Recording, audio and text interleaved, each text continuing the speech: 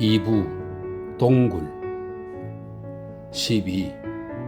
겐지스강은 비슈누의 발에서 발원하여 이 비슈누는 브라흐마, 시바, 비슈누는 힌두교의 3대 신으로 각각 우주의 창조, 파괴, 유지를 관장했다고 전해진다. 이런 설명이 있습니다. 겐지스강은 비슈누의 발에서 발원하여 시바의 머리카락 사이로 흐르지만 태고의 강은 아니다. 종교보다 더 먼 과거를 볼 수 있는 지질학적으로는 아직 겐지스도 그 발원지인 히말라야 산맥도 존재하지 않은 채 성스러운 힌두스탄이 바다에 잠겨있던 시대를 설명할 수 있다. 세월이 흘러 히말라야 산맥이 솟아오르면서 그 부스러기들이 바다를 메웠고 히말라야에 자리를 잡은 신들이 겐지스를 만들어내면서 우리가 태고의 나라라고 부르는 인도가 탄생한 것이다. 그러나 사실 인도는 그보다 훨씬 오래되었다.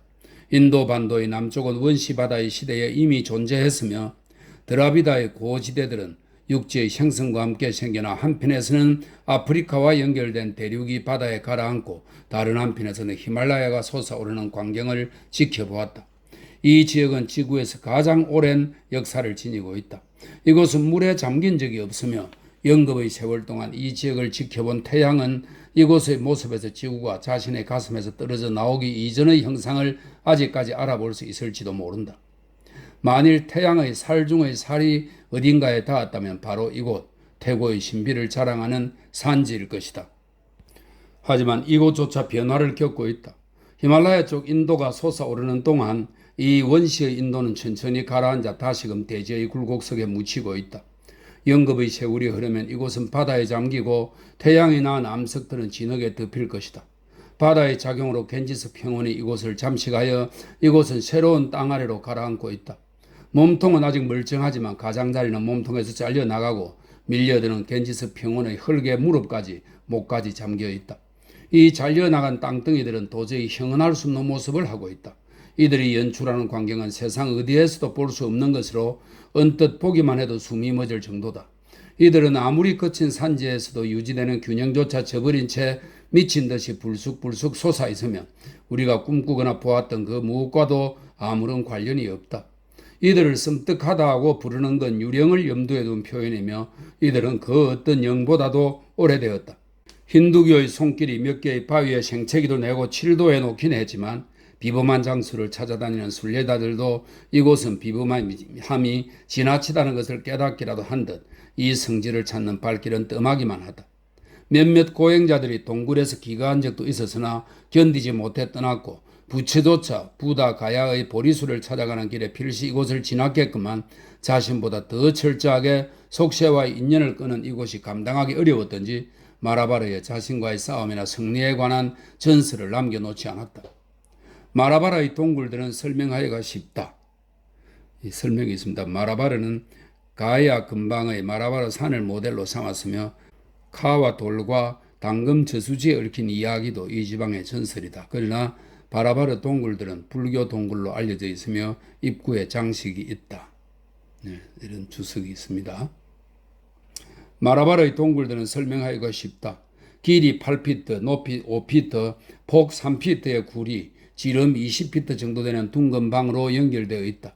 산 전체에 이런 동굴들이 입을 벌리고 있으며 이것이 바로 마라바르 동굴이다.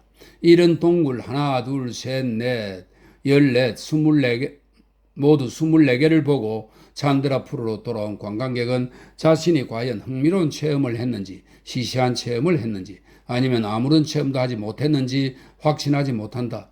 동굴들이 어떻다고 이야기하기도 어렵고 서로 구분될 수 있는 조각 장식 하나, 하다못해 벌집이나 닭, 박쥐 한 마리 없이 다 똑같아서 따로따로 기억할 수도 없다. 이 동굴들은 특징이라고는 정말 아무것도 없어서 이들의 명성은 인간의 입소문에 의한 것이라고는 할 수 없다. 마치 주위의 평원이나 지나가는 새들이 나서서 대단하다고 외치고 그 말이 공중에 뿌리를 내렸다가 인간에게 흡수되기라도 한 듯하다. 동굴 속은 캄캄하다.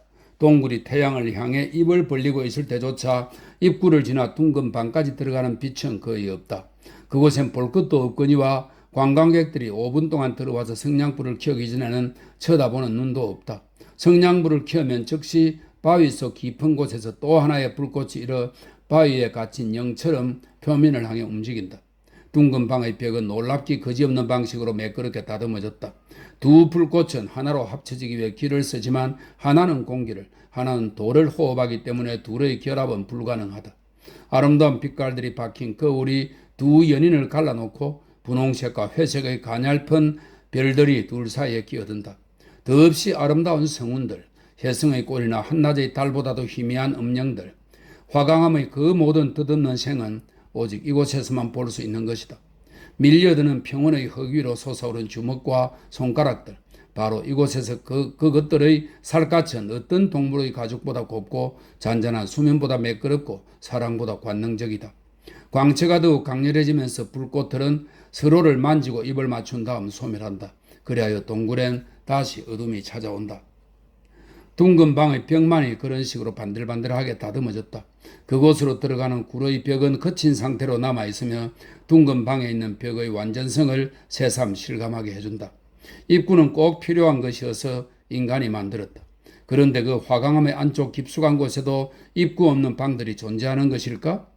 신들이 찾아온 후로 개봉되지 않은 방들 말이다. 지역 신문에서는 죽은 자들이 산자들보다 많은 것들처럼 이런 방들이 입구가 난 방들의 수보다 많으며 400, 4천, 아니 100만 개는 된다고 주장한다.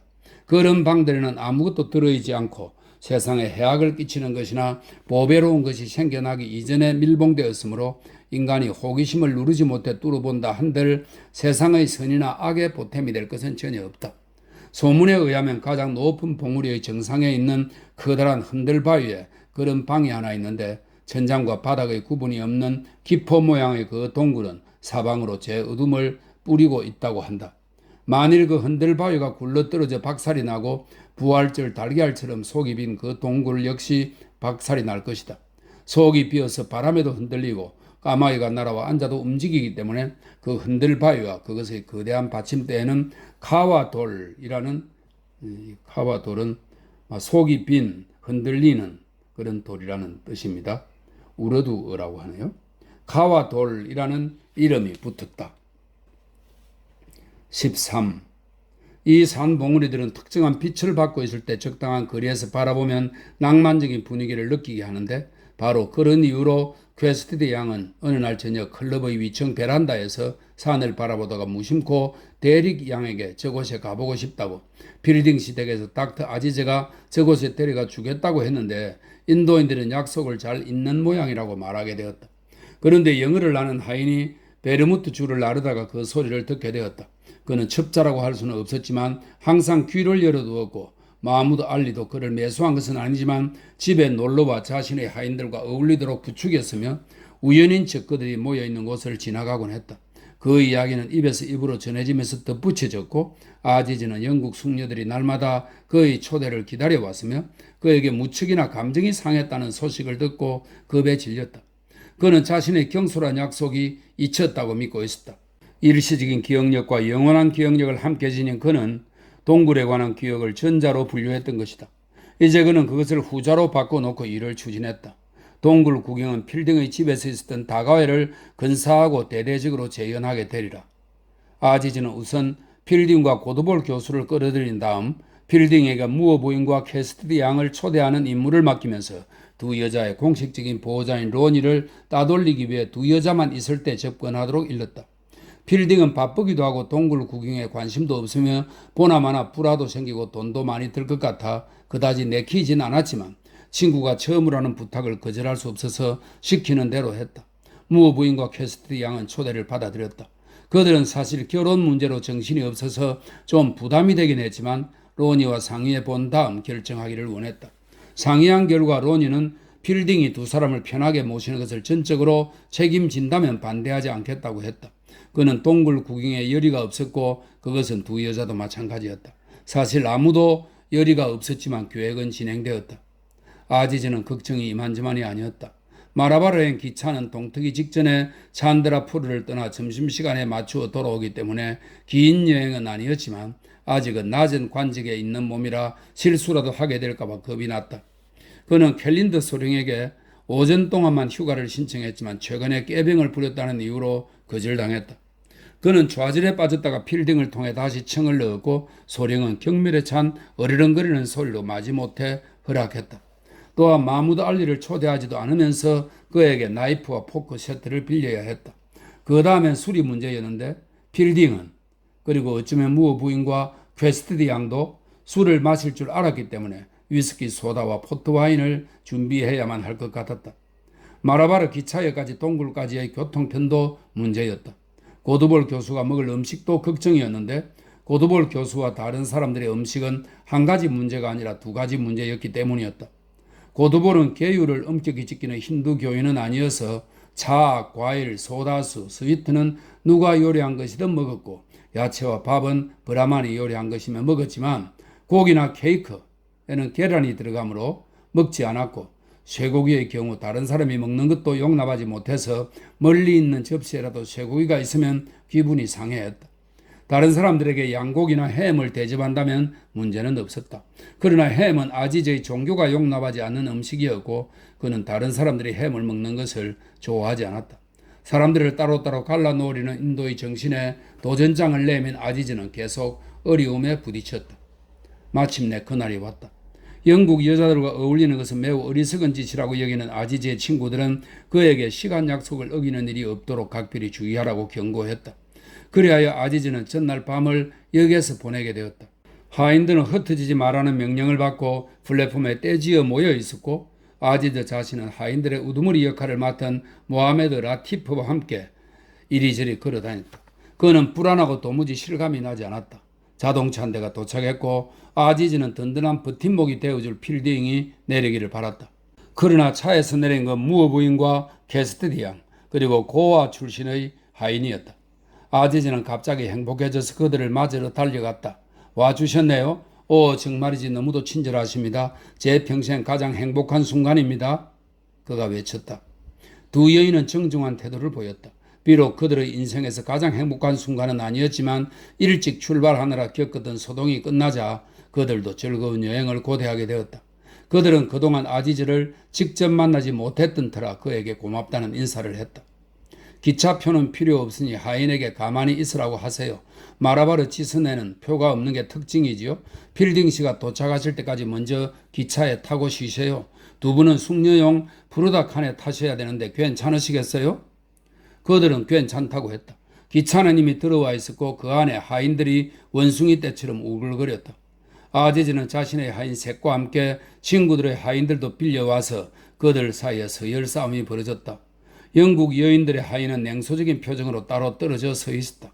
그는 분배에서 고용한 하인이었는데 호텔에서나 잘난 사람들이 있는 자리에서는 시중을 잘 들다가도 주인이 그저 그런 사람들과 어울린다 싶으면 냉담한 태도를 보였다. 아직 어두웠지만 이미 밤은 종말을 암시하는 덧없는 모습을 지니고 있었다. 흑간 지붕 꼭대기에 앉은 역장내 암탉들이 올빼미 대신 솔개의 꿈을 꾸기 시작했다.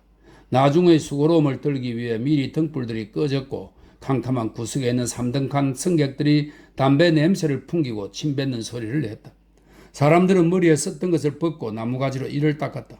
새로운 태양이 떠오를 것을 확신한 영무원이 열띠게 종을 쳐댔다.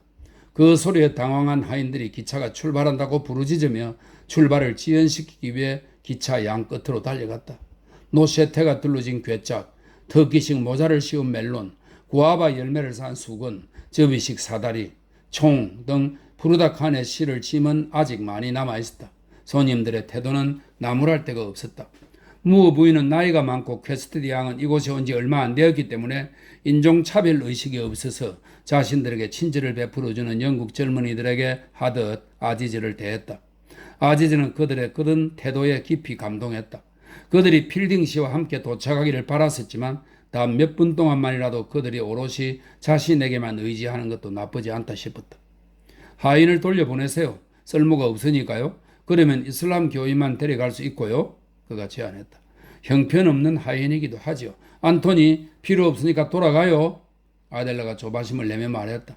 주인님께서 함께 가라고 하셨습니다. 돌아가라면 돌아가요. 주인님께서 오전 내내 두 분 곁에 있으라고 하셨습니다. 그래도 우리가 원하지 않아요. 아델라는 아지즈를 돌아보며 말했다. 닥터 아지즈, 저 사람을 쫓아주세요.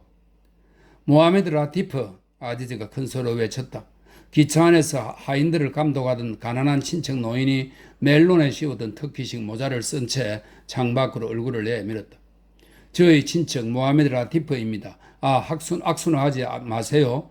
구식 인도인이라 악수보다는 살람을 좋아하지요. 보세요. 제가 뭘 했습니까? 모하메드 라티프, 멋진 살람이에요. 그는 못 알아들었어요. 영어를 모르거든요.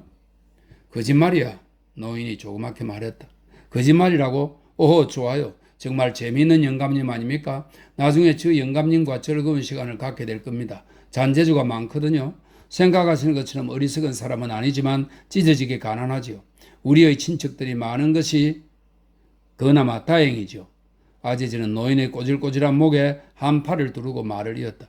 우선 안으로 들어가셔서 편히 쉬세요. 예, 누우세요. 마침내 저 유명한 동양의 복세통이 끝난 모양이었다. 저는 그럼 나머지 손님 두 분을 기다리겠습니다. 기차가 출발할 시간이 10분밖에 남지 않아서 아지즈는 다시 초조해지기 시작했다. 그러나 필딩은 영국인이라 절대 기차 시간에 늦지 않을 것이고 고드보는 힌두 교인이라 오든 안 오든 상관없다는 생각이 들자 출발 시각이 다가올수록 오히려 차분해졌다. 한편 모하메드 라티프는 안토니에게 돈을 쥐어주며 돌려보냈다. 아지즈와 모하메드 라티프는 플랫폼을 걸으며 기묘한 이야기를 나누었다. 우선 그들은 하인들을 너무 많이 데려와서 마라바르 역에 두세 명을 떨어뜨려 놓아야겠다는 의견의 일치를 보았다. 그 다음에 아지즈는 동굴에서 모하메드 라티프를 놀릴지도 모르는데 다른 뜻이 있어서가 아니라 손님들을 즐겁게 해주기 위해서니 이해해달라고 말했다. 노인은 고개를 갸웃하면서 자신은 얼마든지 놀림을 당해도 좋으니 마음대로 하라고 대답했다. 그는 자신의 중요한 역할에 우쭐해져서 음란한 일화를 들려주려고 했다. 그런 얘기는 나중에 한가할 때 해주세요. 아까도 설명했다시피 지금은 비이슬람 교인들에게 즐거움을 주어야 해요.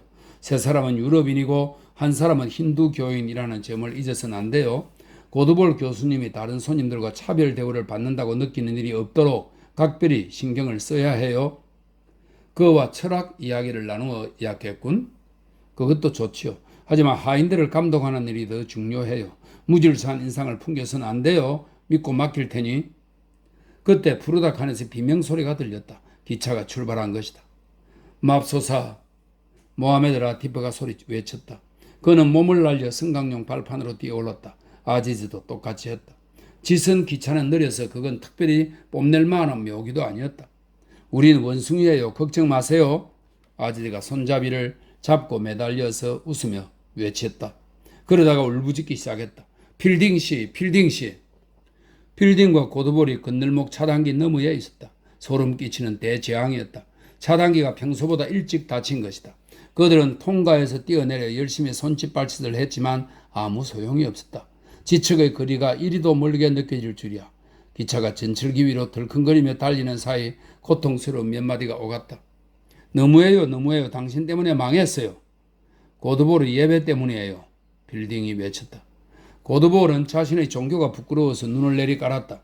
그가 기도에 걸리는 시간을 잘못 계산해서 생긴 일이었기 때문이다. 타세요. 당신이 같이 가야만 해요. 아지즈가 이성을 잃고 외쳤다. 알았어요. 손을 줘요. 안 돼요. 그러다 죽어요. 모 부인이 말렸다. 필딩은 기차를 향해 몸을 날렸지만 친구의 손을 잡지 못하고 철길에 넘어지고 말았다. 기차가 덜컹거리며 지나갔다. 필딩은 허둥지둥 일어나서 기차 꽁무니에 대고 난 괜찮아요. 당신도 괜찮을 테니 걱정 마요. 하고 외쳤지만 기차는 이미 그의 목소리가 닿지 않는 곳을 달리고 있었다. 무 부인, 퀘스트리 양, 이 여행은 망친 거예요?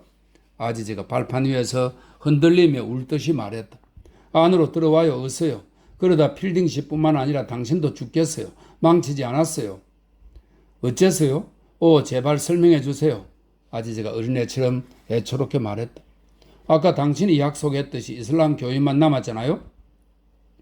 그의 소중한 무어 부인은 언제나 그랬듯이 완벽했다. 이슬람 사원에서 느꼈던 그녀에 대한 애정이 다시금 솟구쳤는데 그동안 잊고 있었던지라 더욱더 신선하게 느껴졌다. 그는 그녀를 위해서라면 못할 일이 없었다. 그녀의 행복을 위해서라면 목숨까지도 바칠 수 있었다. 들어오세요, 닥터 아지즈. 당신 때문에 어지러워져요. 그들이 어리석어서 기차를 놓친 거라면 그들 손해지 우리는 손해볼 것 없어요. 이번엔 아들라가 외쳤다. 제 탓이에요. 제가 초대를 했으니까요. 말도 안 돼요. 당신 칸으로 가세요. 그들 없이도 즐거운 시간을 보낼 수 있을 거예요. 무어 부인처럼 완벽하지 못했지만 퀘스티드 양도 매우 진실하고 친절했다. 둘 다 훌륭한 여인들이었고 이 소중한 아침에 맞은 그의 손님들이었다. 아지즈는 중요하고 유능한 인물이 된 듯한 기분을 느꼈다. 점점 소중한 존재가 되어가고 있는 친구 필딩이 동행하지 못한 것은 유감이었지만 한편으론 필딩이 왔더라면 자신은 의존적인 위치에서 벗어나지 못했을 테였다. 관리들은 인도인들은 책임을 감당할 능력이 없다고 말했고 하미둘라도 가끔 그렇게 말했다. 아지즈는 그런 비관주의자들에게 그렇지 않음을 보여주고 싶었다. 그는 자랑스러운 미소를 지으며 아직은 어둠 속의 시큼한 움직임으로 밖에 보이지 않는 바깥 풍경을 그 다음에는 큰 대자로 누운 정갈자리 별들이 희미해지기 시작하는 하늘을 바라보았다. 그는 창문을 통해 2등 칸으로 들어갔다. 그런데 모하메드 라티프, 이 동굴에는 뭐가 있는 거예요? 왜들 구경을 가는 거죠? 그것은 가난한 친척이 대답해 줄 수 없는 질문이었다. 다만 신과 그곳 주변들만이 아는 일이다. 그리고 그곳 주민들이 기꺼이 안내인 노릇을 해줄 것이다. 라고만 그는 대답했다. 14. 대부분의 인생은 단조롭게 짝이 없어서 사실 이렇다 할 이야기거리도 없으며 인생을 흥미진진하게 담아내는 책이나 이야기들은 존재의 정당성을 갖기 위해 과장이란 것을 하지 않을 수 없다. 인간의 정신은 일이나 사회적 의무의 고치 속에서 대부분의 시간 동안 잠들어 있으며 쾌락과 고통을 구분하긴 하지만 우리가 겉으로 꾸미는 것처럼 그렇게 기민하지는 못하다. 아무리 흥분되는 날에도 아무 느낌이 없는 순간들이 있으며 우리는 계속해서 나는 기쁘다 하거나 나는 급에 질려 있다고 외치지만 그것은 진실이 아니다. 내가 무언가를 느낀다면 그것은 기쁨이다. 혹은 공포이다가 진실이며 완전한 조화에 이른 사람들이면 침묵할 것이다. 무어 부인과 캐스티드 양도 보름 동안 강렬한 감정을 느낄 수가 없었다. 고드볼 교수의 신비한 노래를 들은 후로 두 여인은 고치 속에 갇힌 듯 살았는데 두 사람의 다른 점이라면 노 부인은 자신의 무감각함을 수용한 반면 젊은 아가씨는 그것에 붕괴했다는 것이다. 아델라는 이곳에서의 모든 사건들이 중요하고 흥미진진해야 한다고 굳게 믿었기에 지루해지기 시작하면 심한 자책감에 젖었고 억지로 열성적인 말들을 내뱉었다. 그것은 진실하기만 한 그녀가 지닌 유일한 거짓이었으며 젊음의 지적인 한 거였다. 그녀는 특히 인도에 있는 데다 결혼까지 앞두고 있어서 매 순간이 숭고해야만 하는데도 그렇지 못하니 더욱 초조하지 않을 수 없었다. 오늘 아침 인도는 인도인들의 안내를 받으며 보고 있어도 흐릿하기만 했다. 그녀의 소망은 너무 늦게 이루어진 것이다. 그녀는 아지즈나 그가 준비한 것들에 도통 흥분이 되지 않았다. 그렇다고 불행하거나 우울한 건 아니고 주위의 이상한 풍경들이 우스꽝스러운 푸르닥한 수북이 쌓인 무릎덮개와 베개들, 대굴대굴 굴러다니는 멜론들, 올리브유 냄새, 사다리, 노쇠테가 둘러진 괴짝, 난데없이 화장실에서 차와 수란이든 쟁반을 들고 나타난 마무드 알리의 집사, 모두 새롭고 재미나서 적절하게 평을 하게는 되었지만 그것들의 마음이 끌리지는 않았다. 그래서 이제부터 자신의 중요 관심사는 로온이라는 생각에서 위안을 찾으려고 애썼다. 참으로 친절하고 유쾌한 하인이네요. 안토니와는 대조적이에요. 사람을 놀라게 하는 면도 있지. 이상한 데서 차를 만드는군. 낮잠을 자고 싶어하는 무어 부인이 대답했다.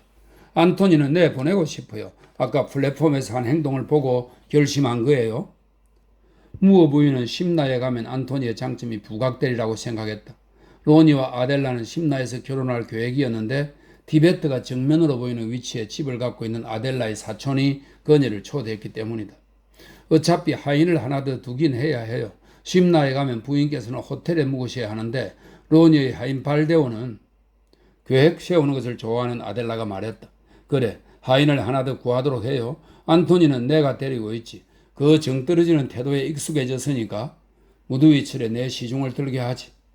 전 무더위철에 대해 믿지 않아요. 캘린더 소련 같은 이들은 입만 열었다면 무더위 얘기죠. 새로운 사람들의 길을 죽이려는 거예요. 나는 이 나라에서 20년 살았다. 이거죠. 난 무더위철에 대해 믿지만 그것 때문에 발이 묶이게 될 줄은 꿈에도 몰랐어요.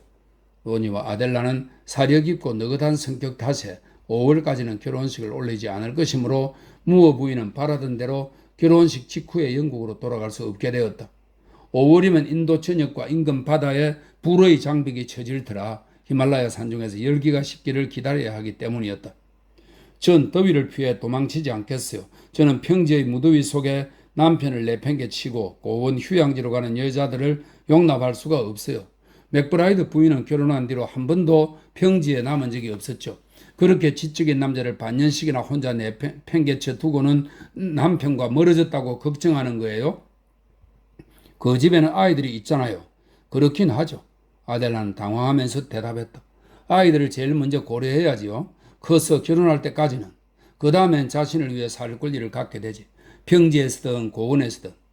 예, 옳은 말씀이에요. 전 미처 그 생각을 못했어요. 지나치게 어리석거나 늙은 경우만 아니라면. 그러면서 무어 부인은 하인에게 빈잔을 건넸다. 심나에 가면 제 사촌이 하인을 구해주고 결혼 준비를 도와줄 거예요. 그리고 결혼한 다음에 로니는 하인들을 전체적으로 재정비할 거예요. 미혼일 때는 이대로도 좋지만 결혼을 하게 되면 변화가 불가피하니까요. 그가 쓰던 하인들은 저에게 명령받는 걸 싫어할 테고 그건 당연한 일이죠. 무어 부인은 덧창을 밀어 올리고 밖을 내다보았다. 그녀는 로니와 아델라의 뜻대로 그들을 묶어주긴 했지만 그 이상의 문제에 대해서는 조언을 할 수 없었다. 그녀는 인간은 그들의 관계는 소중하게 생각하지 않고 결혼에 대해 지나치게 법석을 뜨는 경향이 있으며 수세기 동안 육체적인 포옹이 이루어져 왔지만 여전히 서로에 대해 알지 못하고 있다는 그 성견지명이라고 해야 할지 불길한 예감이라고 해야 할지 모르는 그런 느낌이 점점 강하게 왔다. 특히 오늘은 그런 느낌이 너무도 강렬해서 그것 자체가 하나의 관계, 한 인간이 되어 그녀의 손을 잡으려고 하는 것만 같았다. 산이 좀 보이나요? 검은 형체들로만 보이네요. 하이에나가 나타났던 장소에서 멀지 않은 곳일 거예요. 아델라가 시간을 초월한 여명을 응시하며 말했다. 기차는 수로를 건너고 있었다. 바퀴가 철교 위를 느릿느릿 구르며 덜커덩 소리를 냈다. 100m쯤 더 가자 두 번째 수로가 나타났고 세 번째 수로가 나타나는 것으로 보아 주위에 높은 지대가 있는 모양이었다. 어쩌면 사고 장소가 여기쯤인지도 몰라. 그 길은 기찻길과 나란히 있었으니까. 그 사고는 그녀에게 유쾌한 기억이었다. 아델라는 그 사건이 자신을 뒤흔들어 로니의 진정한 가치를 깨닫게 해주었음을 솔직하게 시인했다. 어릴 적부터 계획을 세우는 걸 좋아했던 그녀는 다시 이런저런 계획들을 세우기 시작했다. 그러다 이따금 현재에 대한 예의로 아디제는 참으로 친절하고 지적인 사람이라고 칭찬하거나 구아비를 먹거나 튀긴 스위트는 못 먹겠다고 거절하거나 하인을 상대로 우르두어를 연습하기도 했지만 그녀의 생각들은 가까운 미래로 마침내 감내하기로 결심한 인도에서의 삶으로 어김없이 되돌아갔다. 그녀가 터튼 부부와 버튼 부부라는 부속물들까지도 감안하여 인도에서의 삶에 대해 평가하고 있는 동안 기차는 덜커덩 장단을 맞추었다. 별 볼 일 없는 승객들을 싣고 별 볼 일 없는 목적지를 향해 단조로운 들판 위의 낮은 제방 위를 반쯤 잠든 채 달리고 있는 이 지성기차도 나름의 취지를 갖고 있었지만 이성적인 아델라는 그것을 이해할 수가 없었다. 저 뒤쪽에서 우편 열차가 업무를 의미하는 날카로운 기적을 울리며 맹렬히 달려왔다. 흥미로운 사건들이 일어나고 개화가 이루어지고 있는 캘커타나 라호르 같은 중요한 대도시들을 이어주는 그 열차의 취지는 아델라도 이해할 수 있었다. 불행하게도 인도에는 중요한 대도시가 얼마 되지 않는다. 인도는 끝도 없이 들판에 이어지다가 산, 정글, 산, 그리고 다시 들판에 이어지는 땅이다. 철도 지선이 끝나면 자동차들만 다닐 수 있는 도로가 이어지고 그 다음에 황소가 끄는 수레들이 다니는 좁은 길이 이어지고 그 다음에 사람들이 다니는 좁은 길이 경작지 사이로 이어지다가 붉은 페인트를 칠한 이정표 근처에서 사라진다. 이런 나라를 어찌 이성으로 지배할 수 있겠는가? 침략자들은 인도를 이성으로 지배하고자 했지만 그들은 유배자의 신세로 남아있다. 그들이 만든 대도시들은 피난처에 있지 않으며 그들 사이에 다툼은 고향으로 돌아가는 길을 찾을 수 없는 괴로움의 산물이다. 인도는 그들의 문제를 안다. 인도는 전 세계의 문제를 속속들이 알고 있다. 인도는 100개의 입을 통해 우스꽝스러우면서도 존엄한 물체를 통해 오소스 하고 부른다. 하지만 어디서 오라는 말인가? 인도는 분명한 대답을 하지 않는다. 인도는 사람을 끄는 매력일 뿐 약속은 아니다. 믿음직한 아델라가 말했다. 날씨가 시원해지면 심나에서 모시고 나올게요. 갇힌 신세에서 벗어나게 해드리는 거죠. 그 다음에 무굴 제국 유적지를 구경시켜 드릴게요. 타지마을은 꼭 보셔야지요. 구경이 끝나면 제가 본베이까지 배웅해 드릴게요. 멋진 추억을 안고 이 땅을 떠나셔야죠. 그러나 무어 부인은 일찍 서두르느라 녹초가 되어 이미 잠들어 있었다. 그녀는 건강 상태가 나빠져 동굴 구경을 오지 않았어야 했지만 다른 사람들의 흥을 깰까봐 무리해서 온 것이다.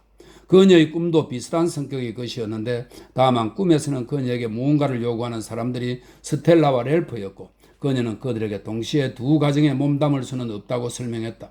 그녀가 잠에서 깼을 때 아델라는 계획 세우는 일을 접고 창밖으로 몸을 내밀고 말했다.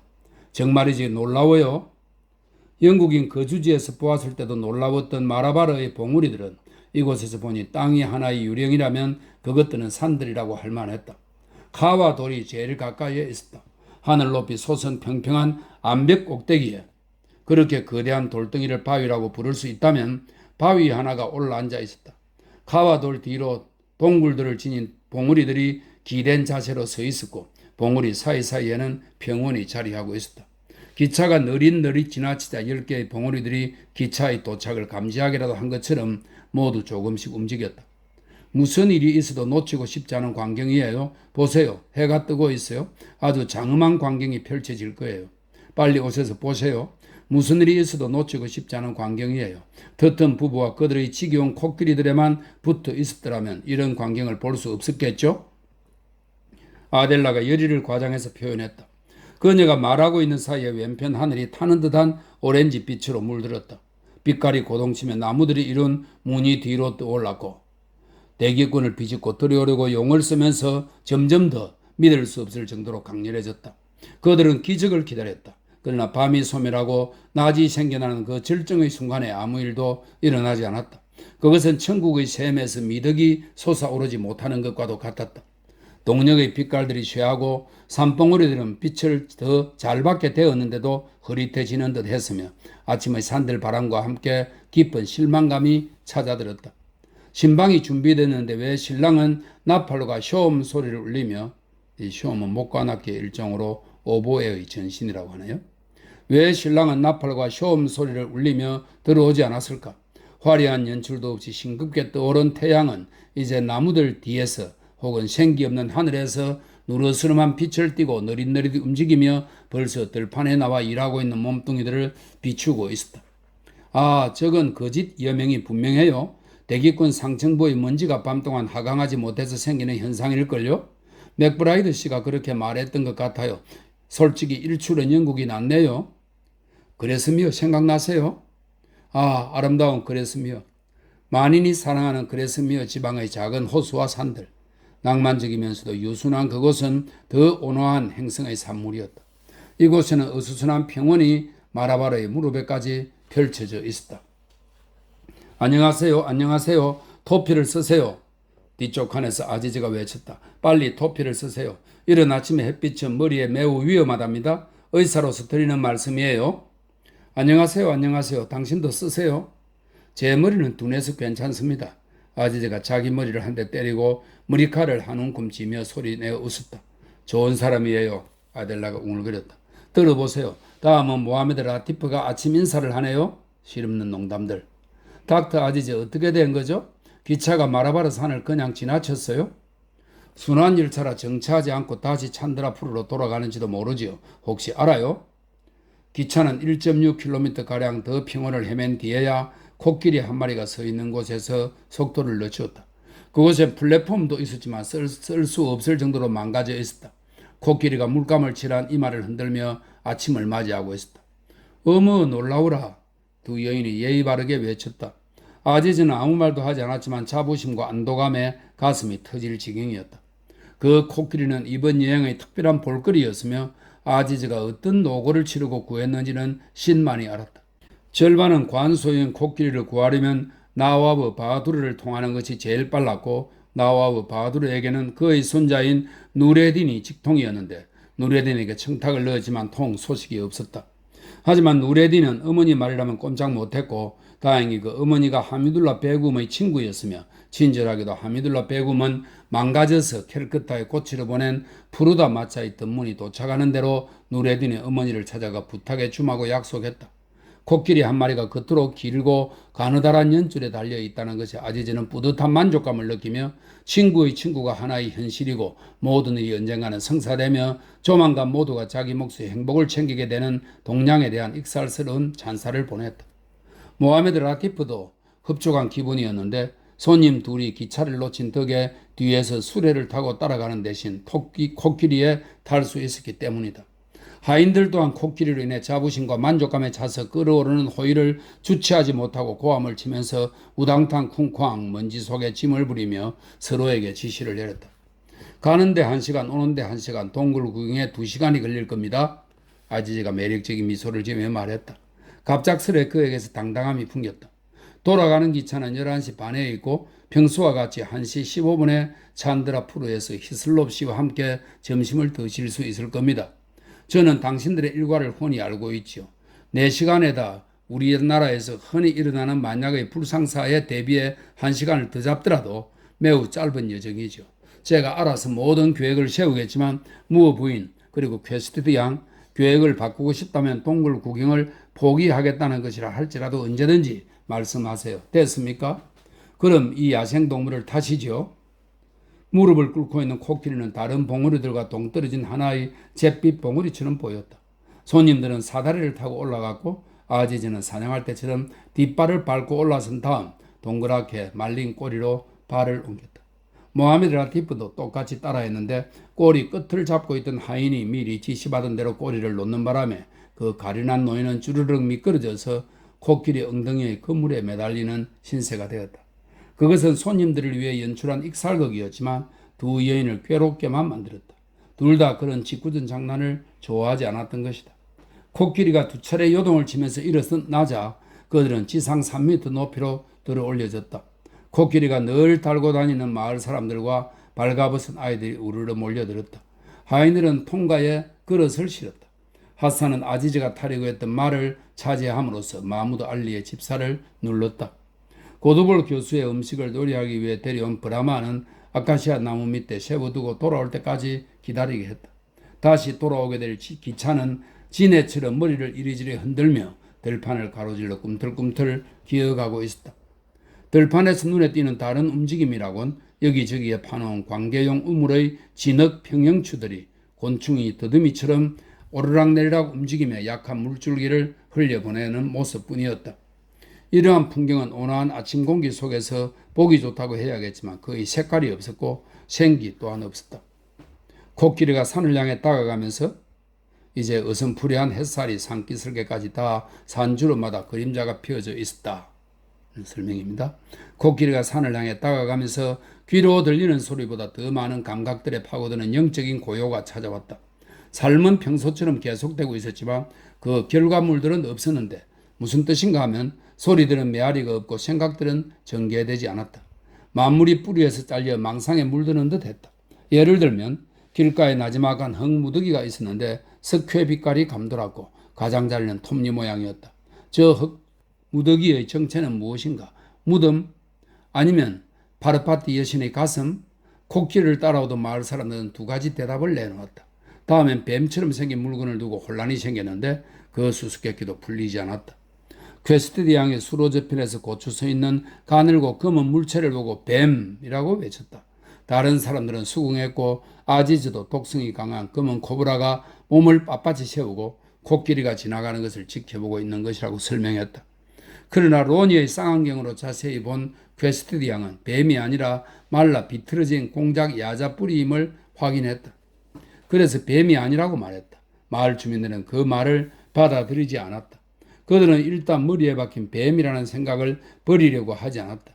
아지즈도 쌍안경으로 보면 나무 뿌리처럼 보이지만 사실은 검은 코브라라고 우기며 동물의 위장술에 대한 시시껄렁한 이야기를 지어냈다. 설명된 것은 아무것도 없었지만 낭만도 없었다. 가와돌 절벽에 발산하는 열기가 혼란을 가중시켰다. 열기는 불규칙한 간격으로 다가와서 변덕스럽게 움직였다. 들판의 한 조각이 튀겨지듯 튀어올랐다가 잠잠하게 가라앉았다. 가까이 다가가자 방열이 멎었다. 코끼리는 이마로 노크라도 할 것처럼 가와 돌을 향해 똑바로 걸어가다가 방향을 돌려 산기슭을 빙 돌아서 난 길로 접어들었다. 절벽들은 바닷가 낭떠러기처럼 깎아지른 듯 솟아 있었고 퀘스트 양이 그것에 관해 언급하면서 참 인상적이라고 말하는 사이 병원은 조용히 자취를 감추었고 양쪽으로 죽은 듯이 고요한 화강암 밖에 보이지 않았다. 하늘은 평소와 다름없이 위압적으로 내려다보고 있었지만 절벽 꼭대기들의 천장처럼 바싹 붙어 있어서 부자연스럽게 가까워 보였다. 절벽들 사이에는 통로들은 변화란 것을 거치지 않은 듯했다. 아지즈는 자신의 너그러움에 취해 아무것도 알아보채지 못했지만 그의 손님들은 그렇지 않았다. 그들은 이곳이 매력적이거나 구경할 가치가 있는 곳이라고는 느낌이 들지 않았고 차라리 사원 같은 이슬람 명소라면 아지즈가 그 진가를 알고 설명해 줄 수 있었을 텐데 하는 생각이 들었다. 그가 이곳에 대해 무지하다는 사실이 자명해졌고 그것은 하나의 장애가 되었다. 그는 쾌활하고 자신만만하게 떠들어대긴 했지만 이곳이 나타내는 인도의 특징을 어떻게 다루어야 할지 알지 못했으며 고도볼 교수가 없는 상태에서 그는 영국인보다 나을 것이 없었다. 통로가 좁아지더니 다시 쟁반 모양으로 넓어졌다. 이곳이 그들의 목적지라고 할 수 있었다. 엉망이 되긴 했지만 동물들에게 먹일 물이 있는 저수지도 있었고 바로 위쪽에 검은 구멍이 하나 있었는데 그것이 바로 첫 번째 동굴이었다. 그 쟁반 모양의 땅은 세 개의 봉우리로 둘러싸여 있었다. 두 봉우리는 부지런히 열기를 뿜어내고 있었지만 다른 하나에는 그늘이 져 있어 그들은 그곳에 자리를 잡았다. 참으로 무시무시하고 숨막히는 곳이구나. 무어 부인이 혼자말로 웅얼거렸다. 하인들의 동작이 정말 빠르네요. 퀘스트 양이 탄성을 내질렀다. 벌써 식탁보가 깔리고 그 가운데 조화가 든 꽃병이 놓여 있으며 마하무드 알리의 집사가 두 번째로 수안과 차를 내왔다. 우선 이걸 먹고 아침은 동굴을 구경한 다음에 먹는 게 좋을 것 같아서요. 이게 아침이 아니라고요? 이게 아침이라고요? 제가 그런 이상한 대접을 할 줄 아셨어요? 그는 영국인들은 쉬지 않고 먹어대기 때문에 정식 식사가 준비될 때까지 2시간마다 먹을 것을 주어야 한다는 경고를 들었던 것이다. 준비가 완벽하네요. 그런 말씀은 찬드라 푸르로 돌아간 다음에 해주세요. 혹시 제가 실수를 저지르더라도 제 손님으로 남아주셔야 합니다. 이제 그는 정중하게 말했다. 그들은 몇 시간 동안 그에게 의존하고 있었고 아지즈는 그런 그들이 고마웠다. 지금까지는 모든 것이 순조로웠다. 코끼리는 갓 잘라낸 나뭇가지에 입을 물고 있었고 통과 끌채는 공중에 솟아 있었고 요리하는 아이는 감자 껍질을 벗기고 하사는 고함을 질러대고 모하마드 라티프는 껍질을 벗긴 회초리를 손에 들고 있었다. 이번 여행은 성공적이며 인도식으로 이루어지고 있었다. 미천한 젊은이가 외국의 방문객들에게 친절을 베풀 기회를 갖게 되었다. 그것은 모든 인도인들이 마하무드 알리 같은 냉소주의자들까지도 소망하는 것이었지만 그들은 그런 기회를 가져볼 수 없었다. 아지즈는 자신의 손님들을 접대하고 있었으므로 손님들이 행복해야 체면이 서고 손님들이 조금이라도 불편해지면 마음이 아플 수밖에 없었다. 동양인들이 대부분 그러하듯 아지즈는 정성어린 대접을 과대평가하여 친교로 착각했고 그것이 소유욕에 물들어 있음을 깨닫지 못했다. 그는 무어 부인이나 필딩이 곁에 있어야만 더 멀리 볼 수 있게 되었고 주는 것보다는 받는 것이 더 큰 축복임을 알게 되었다. 이 두 사람은 그에게 기이하고도 아름다운 영향력을 미쳤으며 그들은 그 영원한 친구이고 그도 그들의 영원한 친구였다.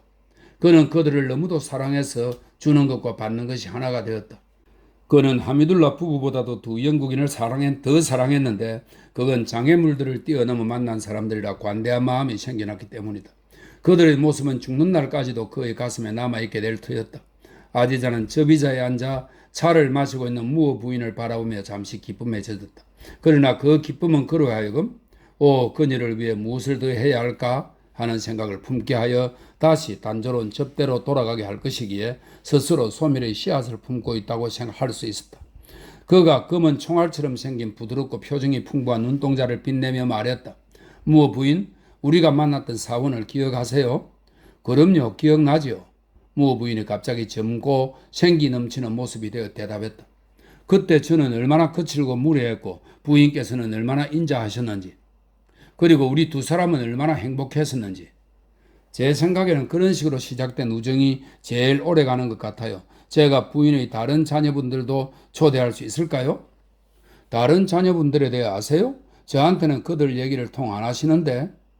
퀘스트 양이 본의 아니게 분위기를 깨며 끼어들었다. 렐프와 스텔라, 그럼요, 그들에 대해 모르는 게 없지요.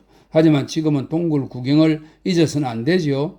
이곳에 두 분을 모시고 온 것으로 제 평생의 꿈 하나가 이루어진 셈입니다. 저에게 얼마나 큰 영광인지 두 분은 상상도 못하실 거예요. 마치 바브로 황제가 된 듯한 기분입니다. 왜 그런데요? 퀘스티드 양이 일어서면서 물었다. 우리의 선조들이 그와 함께 아프가니스탄에서 내려왔으니까요. 그들은 헤라트에서 그와 합류했지요. 그 역시 코끼리가 한 마리뿐이었던 적이 많았고 가끔 한 마리도 없을 때도 있었지만 늘 손님들을 정성껏 대접했어요. 싸울 때나 사냥할 때나 도망칠 때나 늘 산중에서 휴식을 취했지요. 지금 우리처럼요. 그는 손님을 접대하는 것이나 쾌락을 즐기는 것을 절대 포기하지 않았고 음식이 거의 남아있지 않을 때에도 멋지게 차려냈으며 악기가 한 가지라도 있으면 아름다운 곡조를 연주하지 않고는 못 배겼어요. 저는 그를 이상형으로 삼고 있답니다. 그는 가난한 신사이며 위대한 왕이 되었지요. 당신이 제일 좋아하는 인물은 다른 황제인 줄 알았는데요. 이름이 뭐였더라? 필딩 시댁에서 말씀하셨잖아요. 제 책에는 아브랑제브라고 나와 있는데. 알람기로요? 그래요. 물론 그가 더 신앙심이 깊었죠. 하지만 바브르는 그는 평생 친구를 배반한 적이 없었고 그래서 지금 그가 생각난 거지요. 그가 어떻게 죽었는지 아세요? 그는 아들을 위해 자신을 희생했어요. 전장에서의 죽음보다 훨씬 더 어려운 것이죠. 그는 폭임에 갇히게 됐어요. 무더위가 찾아오기 전에 카불로 돌아갔어야 했는데 국정을 돌보느라 그러지 못했고 아그라 후마윤에서 병에 걸리고 말았죠. 바브르는 침대를 세 바퀴 돌면서 병은 내가 가져간다고 말했고 그러자 아들은 열이 내렸지만 그 열이 그에게로 옮아가서 결국 죽게 되었죠. 그래서 제가 알람기르보다 바브르를 더 좋아하는 겁니다. 사실 그래서는 안 되지만 그건 그렇고 저 때문에 늦겠네요. 두 분은 출발 준비가 되신 것 같은데? 아니에요. 우린 이런 식의 대화를 무척이나 좋아해요. 퀘스트 양이 다시 무어 부인 옆에 앉으며 말했다. 이제야 그가 다시 동양의 안내자로 돌아와 필딩의 집에서처럼 자신이 알고 느끼는 것에 대해 이야기하고 있었기 때문이다. 저도 무굴 황제들에 대한 이야기라면 언제라도 즐겁지요. 제가 알고 있는 최고의 즐거움이에요. 무굴 제국의 첫 6 황제들은 모두 위대한 인물들이며 그들 중 한 사람에 대한 이야기만 나와도 전 그들을 제외한 세상 일은 모두 잊게 됩니다. 지상의 어느 나라에서도 그런 훌륭한 왕들이 무려 6이나 대를 이어 연달아 나왔던 사례는 찾아볼 수가 없지요. 아크바르에 대한 이야기 좀 들려주세요. 아크바르의 이름을 들어보셨군요. 좋아요. 언젠가 만나시게 되면 하미둘라는 아크바르가 6 황제 중 최고라고 말할 겁니다. 저는 그에게 이렇게 말하지요. 그래요. 아크바르는 매우 훌륭한 인물이에요. 하지만 그는 반은 힌두교인이었기 때문에 진정한 이슬람 교인이라고는 할 수 없죠. 그러면 하미둘라는 이렇게 외칩니다. 그건 바브르도 마찬가지 술을 마셨으니까. 하지만 바브르는 술을 마신 뒤에 항상 참여했고 아크바르는 코란 대신 신흥 종교를 만들어내고도 참여할 줄을 몰랐죠. 그건 천지 차이죠. 그렇지만 아크바르의 신흥 종교는 매우 훌륭하지 않았나요? 인도 전체를 껴안기 위한 것이었으니까요. 퀘스티드 양, 훌륭하긴 했지만 어리석은 짓이었죠. 당신은 당신의 종교를, 저는 제 종교를 고수하는 것이 최선입니다. 인도 전체를 껴안을 수 있는 것은 아무것도 없습니다. 그건 아크바르의 실수였죠. 그렇게 생각하세요, 닥터 아지즈? 퀘스티드가 생각에 잠겨서 말했다. 전 당신이 틀렸기를 바라요. 이 나라엔 보편적인 무언가가 있어야 해요. 꼭 종교를 말하는 건 아니에요. 저 자신도 종교적인 사람은 아니니까요. 하지만 무언가가 있어야지. 안 그러면 어떻게 장벽들을 허물 수 있겠어요? 그녀는 아지즈가 이따금 꿈꾸는 보편적인 동포애를 의미한 것이었지만 그것은 말로 표현되자마자 비현실적인 것이 되었다. 제 경우를 예로 들어볼게요. 사실 그녀가 열을 올리는 건 자신의 경우 때문이었다. 혹시 당신도 들었는지 모르겠는데 저 히슬롭 씨와 결혼하게 되었어요. 중심으로 축하드립니다. 무어 부인, 닥터 아지즈께 우리의 어려움에 대해 말해도 될까요? 인도 주재 영국인의 어려움 말이에요. 그건 아델라의 어려움이지 내 어려움은 아니에요. 그렇네요. 전 히슬롭 씨와 결혼하면 이른바 인도 주재 영국인이 될 거예요. 아지즈가 항의의 표시로 손을 들었다. 말도 안 돼요. 그런 끔찍한 말씀은 거두세요. 하지만 그렇게 될 수밖에 없는걸요. 그런 꼬리표를 피할 수는 없지요. 제가 피하고 싶은 건 그들의 정신이에요. 여자들 중에 퀘스트 양의 구체적인 이름을 밝히기가 꺼려져서 입을 다물었다. 보름 전이었다면 터트 부인과 캘린더 부인이라고 대담하게 말했겠지만 이제 그럴 수가 없었다. 일부 여자들은 인도인에 대해 인색하고 속물적인 태도를 보이고 있는 게 사실이에요. 저도 그들처럼 변한다면 말할 수 없이 부끄러운 일이겠지만 문제는 제가 특별한 인간이 못 된다는 거예요. 주위 환경에 저항하고 그들처럼 되는 걸 거부할 만큼 특별히 착하거나 강하지 못하죠. 전 한심하게 짝이 없는 결점들을 지니고 있어요. 그래서 예의와 분별을 잃지 않고 살 수 있도록 아크바르 황제의 보편적인 종교 같은 것을 원하는 거예요. 제 말뜻 아시겠어요? 아지즈는 그녀의 말이 깊었지만 그녀가 결혼 얘기를 꺼낸 뒤부터 마음의 문을 단단히 닫고 있었다. 그는 그런 말에 연루되고 싶지 않았다. 무어 부인의 가족과 함께라면 분명 행복해질 겁니다. 그가 공손히 고개를 숙이며 말했다. 제 행복은 그건 완전히 다른 문제예요. 전 인도 주재 영국인의 곤란한 처지에 대해 이야기하고 싶은 거예요. 조언 좀 해주시겠어요? 당신은 다른 사람들과는 전혀 다릅니다. 제 말을 믿으세요. 당신은 절대 우리 인도인들에게 무리한 태도를 보이지 않을 겁니다. 1년만 지나면 누구나 무리해진다고 들었는데요. 그건 거짓말입니다. 아지즈의 눈에서 불이 일었다. 그녀의 말은 진실이었고 그의 아픈 곳을 찔렀으며 이런 특별한 상황에서는 그것 자체가 모욕이었기 때문이다. 그는 즉시 이성을 되찾고 껄껄 웃었지만 그녀의 실수는 그들의 대화를 망쳐놓고 말았다. 그들의 문명이라고도 할 수 있었던 그 대화는 사막에 핀 꽃의 잎처럼 흩어져 버리고 그들은 다시 산중에 남겨졌다. 가시지요. 아제즈는 두 여자에게 손 하나씩을 내밀며 말했다. 그들은 좀 내키지 않은 표정으로 일어나서 구경에 나섰다. 첫 번째 동굴은 꽤 가까이에 있었다. 그들은 물 웅덩이를 빙 돌아서 등에 장렬하는 햇살을 받으며 매력 없는 바위 몇 개를 기어올랐다. 그리고 고개를 숙인 채 하나씩 동굴 안으로 들어갔다. 사람들의 다양한 형체들과 색깔들이 시커먼 입을 벌린 작은 동굴 속으로 사라지는 모습이 마치 물이 배수구로 빨려 들어가는 것 같았다.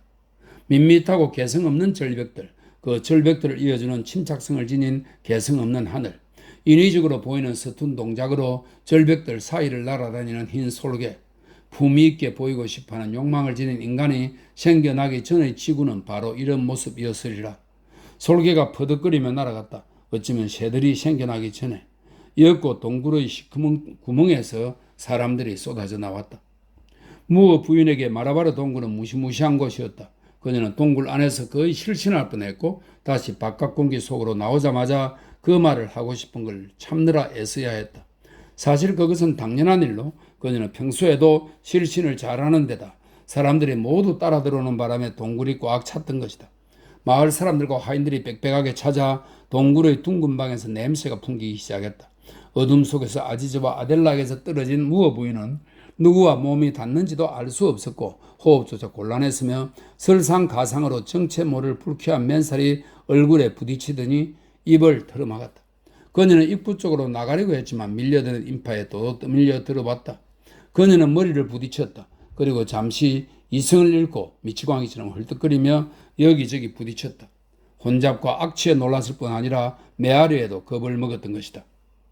고도볼 교수는 메아리에 대해서는 언급한 적이 없었는데 어쩌면 그것에 특별한 인상을 받지 않았던 것인지도 모른다. 인도에는 신기한 메아리들이 있는데 비자푸르 지방에 있는 둥근 돔 대영묘의 속삭임에는 회랑과 만두 지방의 긴 문장들이 고스란히 되돌아오는 메아리가 그것들이었다. 하지만 그것들과는 달리 마하바르 동굴의 메아리는 도무지 구별이 불가능하다. 무슨 말을 하든 똑같은 단조로운 메아리가 진동하여 벽을 타고 오르내리면서 천천히 천장에 흡수된다. 그것을 굳이 인간의 소리로 표현하자면 붐 혹은 부음 혹은 우붐이라고 할 수 있으며 지극히 단순하다. 소망도 공손함도 코 푸는 소리도 신발 소리도 모두 부음하는 메아리를 낸다. 성냥 끊는 소리조차 또아리를 트는 작은 벌레와도 같은 메아리를 일으키며 그 벌레들은 원 하나도 그리지 못할 정도로 작지만 결코 방심하는 법이 없다. 여러 사람이 한꺼번에 말하면 메아리가 겹쳐서 울리기 시작하고 메아리가 메아리를 낳아 동굴 나는 제각기 꿈틀거리는 작은 뱀들로 이루어진 한 마리의 커다란 뱀으로 꽉 찬다. 모두들 무부인의 뒤를 따라 동굴에서 쏟아져 나왔다. 그녀가 썰물의 신호를 준 것이다. 아지즈와 아델라가 미소 지으며 나오는 것을 본 무어 부인은 아지즈를 실망시키고 싶지 않아서 자신도 미소를 지었다. 그녀는 동굴에서 한 사람이 나올 때마다 범인을 찾아보았지만 그녀를 예우하고 싶어하는 유순한 사람들일 뿐이었다.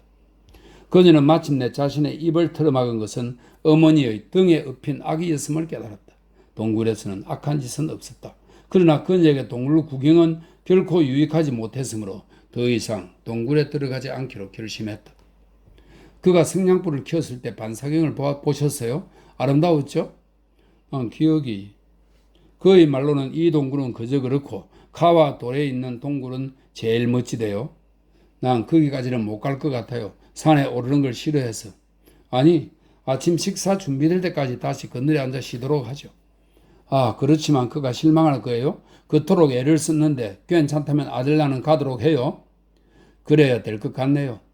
퀘스트 양은 상냥한 태도를 보이고 싶은 마음이 앞서서 그렇게 대답했다. 하인들이 모하메드 라티프의 근엄한 꾸짖음에 쫓겨 허둥지둥 돌아오고 있었다.